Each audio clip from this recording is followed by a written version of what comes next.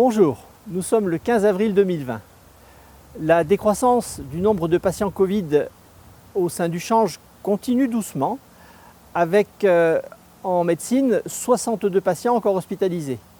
Elle est un peu plus marquée en réanimation, avec seulement 20 patients à ce jour hospitalisés. Nous restons mobilisés et même si la situation s'améliore, l'hôpital est toujours en plan blanc.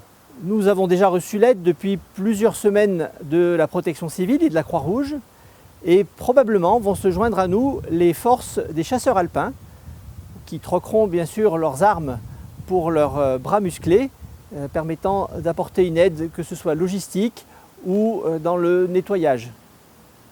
Continuez à bien respecter les gestes barrières et notamment dans vos déplacements en dehors de la maison à porter des masques, que ce soit pour aller faire les courses ou pour vous rendre au travail. Bonne soirée.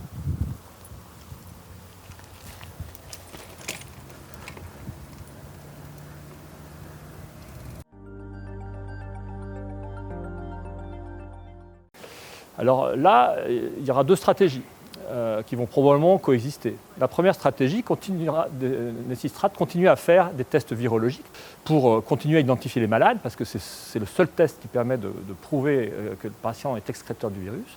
Et ça permettra aussi de probablement investiguer les cas contacts, soit des cas contacts avec des symptômes, soit peut-être plus largement des cas contacts asymptomatiques. C'est un peu ce qu'on a fait dans le cluster de la Balme de Sillingy.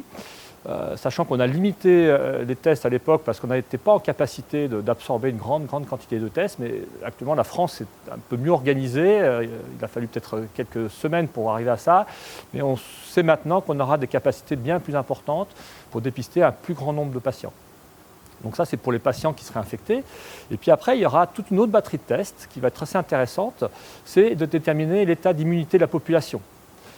Donc soit l'immunité collective, et de savoir réellement quelle a été l'ampleur de l'épidémie et combien de gens globalement ont été infectés à l'issue de cette phase.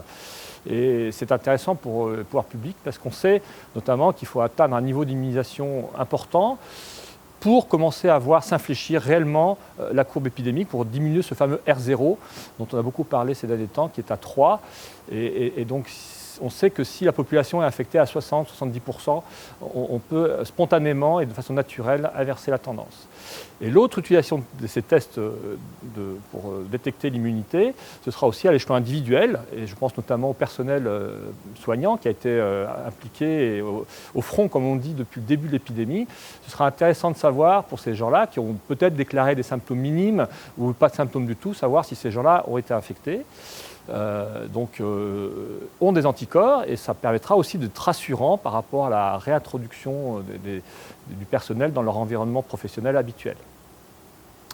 Donc ces tests-là font appel à la détection d'anticorps. Donc c'est des techniques qui sont plus difficiles à construire pour un industriel que les premiers tests qu'on a mis en place. C'est pour ça qu'on a été plus rapide à faire du diagnostic virologique direct.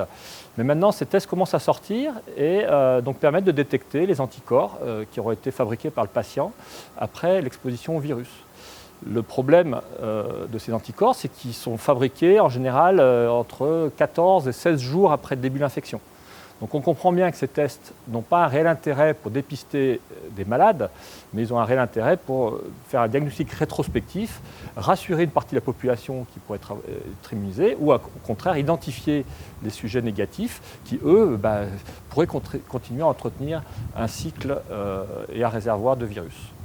Donc dans cette dernière phase, les laboratoires de ville, les laboratoires de proximité seront probablement beaucoup plus investis dans le diagnostic parce qu'il s'agit de techniques qu'ils ont l'habitude de maîtriser et qui sont plus facilement automatisables et réalisables en grande quantité. Donc là, oui, les capacités de diagnostic seront bien plus supérieures que celles de la première phase d'investigation de l'épidémie.